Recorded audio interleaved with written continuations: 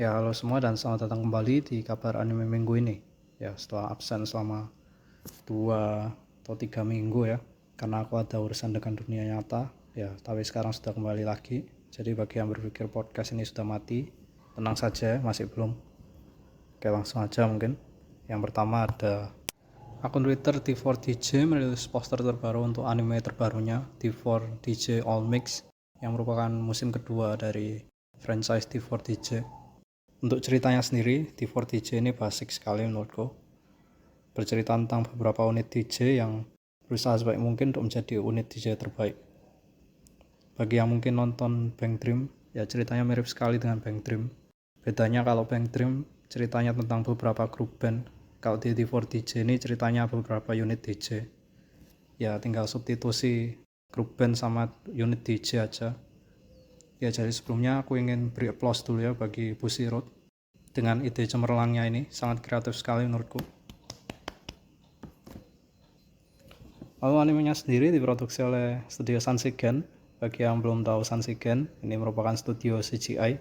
Jadi anime ini berupa full CGI nanti animasinya, sama seperti musim kedua dan ketiga dari Bang Dream. Tapi menurutku di D4DJ ini animasinya jauh lebih baik dibandingkan dengan Bang Dream. Mungkin karena anime ini jauh lebih baru ya kalau dibandingkan dengan Bang Dream yang musim keduanya baru rilis pertama kali pada Januari 2019. Kalau D4DJ ini baru rilis Oktober 2020. Jadi bedanya hampir 2 tahun. Ya 1 tahun 9 bulan ya, kurang lebih 2 tahun. Ya jadi bagi para penggemar Bang Dream, terutama yang suka musim kedua dan setelahnya, aku rekomendasikan untuk cek anime ini. Musim pertamanya bisa ditonton secara gratis di kanal YouTube resmi mereka, di 4DJ Global Channel. Di sana ada subtitle bahasa Inggris. Terus mungkin bagi yang kurang bisa bahasa Inggris atau lebih suka lihat subtitle Indonesia, animenya juga tersedia di Animan Asia. Di sana ada sub Indonya. Lalu bagi yang mungkin tak terlalu suka musim kedua dari Bang Dream, aku masih ingin rekomendasikan anime ini. Karena di Bang Dream musim kedua mungkin yang nggak suka karena banyaknya karakter yang diperkenalkan tanpa motif atau alasan yang jelas. Jadi hanya terasa seperti advertisement bagi gamenya. Ya semua karakter yang di gamenya dimasukin gitu. Awalnya dari musim pertama cuman fokus ke 5 karakter, terus di musim kedua jadi ada 20. Bagi para penonton anime yang belum pernah main gamenya jadi merasa bingung sekali. Ya setidaknya itu pengalamanku ya dengan musim kedua dari Bang Dream. Ya namun tenang saja karena pada D4DJ ini menurutku pengenalan karakternya cukup stabil jawabannya dibandingkan musim kedua dari Bang Dream yang cuman mengenalkan karakter baru karena karakternya ada di game. Tapi kalau di D4DJ menurut karakternya itu baru keluar kalau ada hubungan yang erat dengan cerita utamanya atau lagi tidak terlalu banyak yang terjadi pada cerita utamanya, jadi supaya tidak bosen dikasih karakter baru gitu. Ya intinya anime ini tidak terasa terlalu membingungkan bahkan bagi yang belum pernah main gamenya dulu. Lalu untuk musim kedua dari T4DJ ini sendiri akan mulai tayang pada Januari 2023 dan akan memperkenalkan beberapa unit DJ baru yang ada dari gamenya ya, sisanya yang dari season 1 kan belum semuanya. Untuk tempat streamingnya masih belum dikonfirmasi akan tersedia di mana nanti ya, namun kelihatannya ya akan sama ya, tersedia di Animan Asia seperti musim pertamanya ya, jadi saya akan lihat di sana nanti. Oke, untuk yang kedua ada Arknights Prelude to Dawn merilis trailer baru, merupakan trailer keempat ini, akan tayang pada 29 Oktober ya, jadi mungkin saat video ini keluar animenya sudah bisa ditonton. Sejauh ini masih belum diketahui tempat legal untuk nonton anime ini, jadi mungkin bisa ditonton di website langganan kalian masing-masing ya. Lalu anime ini sendiri akan dibuat oleh Yostar Picture. Mungkin banyak yang belum tahu Yostar Picture ini buat apa aja ya. Tidak banyak ternyata aku cek. Yang pernah aku tonton dari Yostar Picture ada sebuah anime pendek berdurasi 14 menit bercerita tentang 3 gadis SMA yang sedang bermain golf di lapangan golf tentunya. Anime pendek ini bisa ditonton di YouTube resmi mereka. Bagi yang tertarik, cari saja Yostar Pictures gitu di YouTube. YO Star gitu, Star biasa, Pictures ya, PICTURES di YouTube, lalu scroll agak bawah aja nanti ketemu yang videonya durasinya 14 menit. Judul videonya nanti bahasa Jepang, tapi tidak masalah, klik aja videonya karena ada caption Inggrisnya di dalam.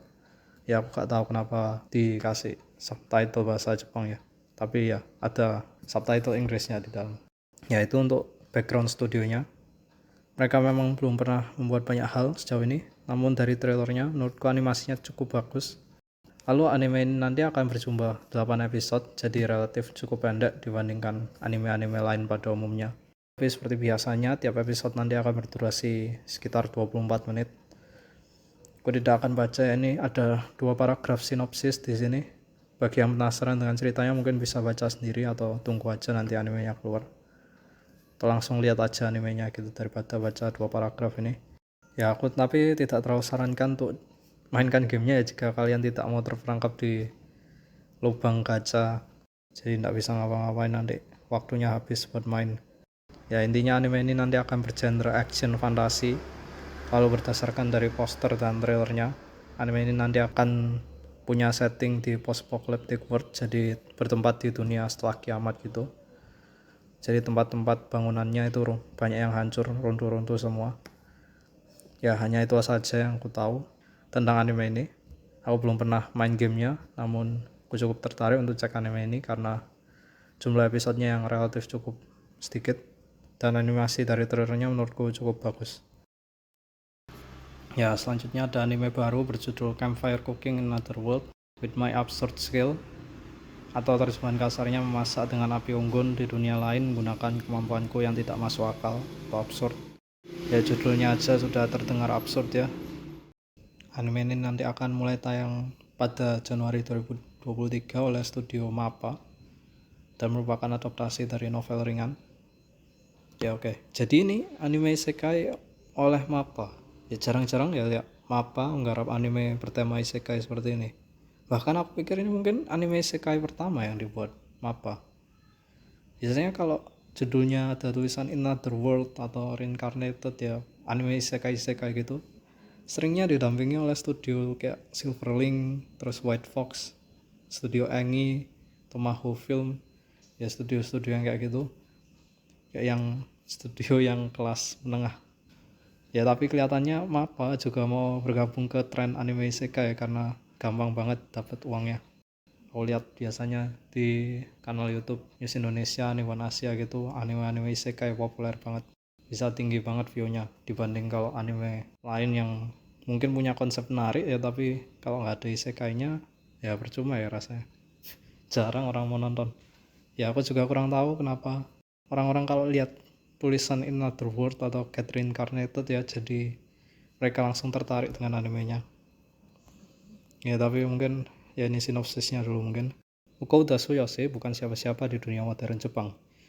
Jadi saat ia terpanggil ke dunia pedang dan sihir, ia berpikir bahwa ini saatnya untuk mengalami petualangan seru yang sudah ia nanti-nantikan seumur hidupnya.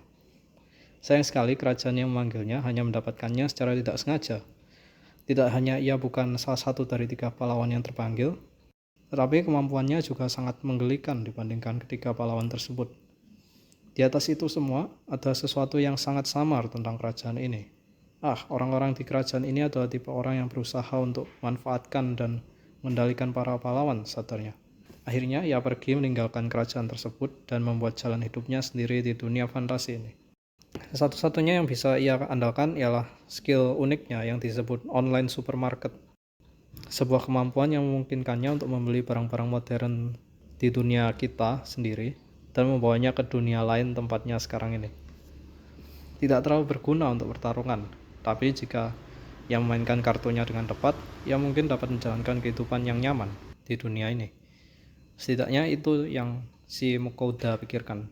Tapi ternyata makanan modern yang didapatkan dari skill tersebut memiliki efek samping yang cukup tidak masuk akal atau absurd. Apa yang terjadi saat ia mengenalkan makanan modern yang sangat lezat ke dunia fantasi ini? Ia mendapatkan banyak sekali pelanggan yang ketagihan dengan masakannya dan menginginkan lebih. Ya genre adventure, fantasi, isekai. Ya untuk konsep ceritanya sendiri sudah pernah digunakan aku pikir sebelumnya, di mana si karakter utama memanfaatkan barang yang ada di dunia modern sekarang ini dalam dunia fantasi gitu ya.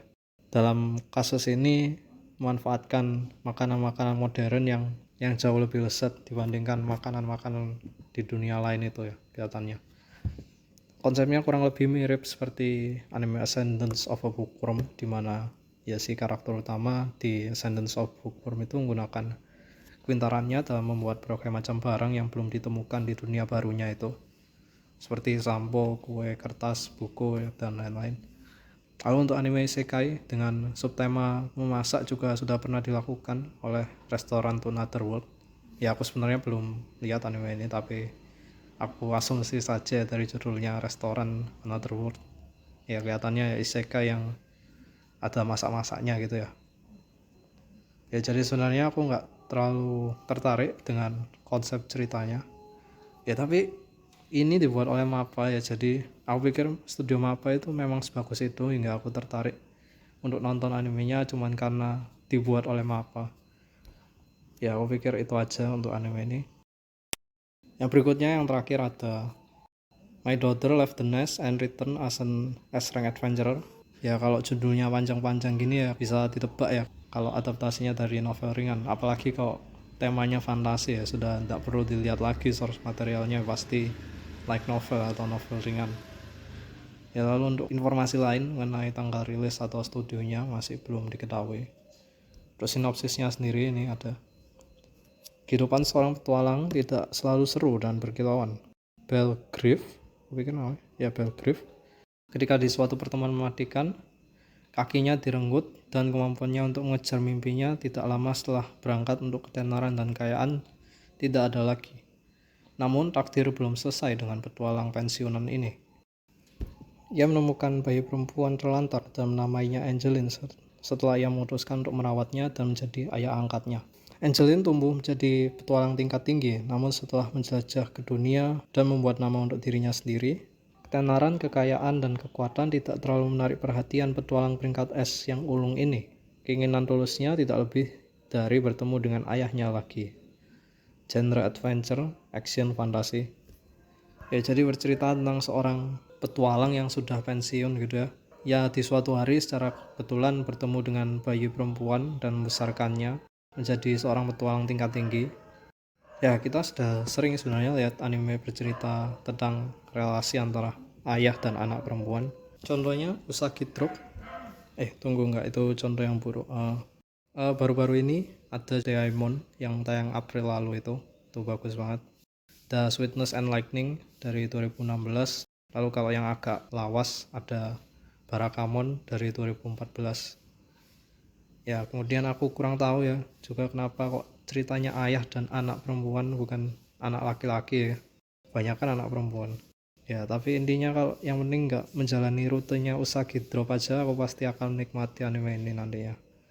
Lalu kelihatannya ini juga anime tentang ayah dan anak perempuan pertama kali yang settingnya berada di dunia fantasi ya kelihatannya. Ya setidaknya dari yang pernah kulihat ya, tapi mungkin jika ada yang tahu anime lain yang bertemakan isekai bercerita tentang relasi ayah dan anak perempuan, yang mungkin bisa informasikan di kolom komentar. Ya oke, aku pikir itu aja untuk minggu ini. Terima kasih bagi yang sudah nonton sampai akhir. Lalu bisa mungkin beri masukan ya tentang podcast ini, apa yang bisa dikembangkan lagi gitu ya. Ya aku pikir sekian itu aja, dan sampai jumpa lain waktu.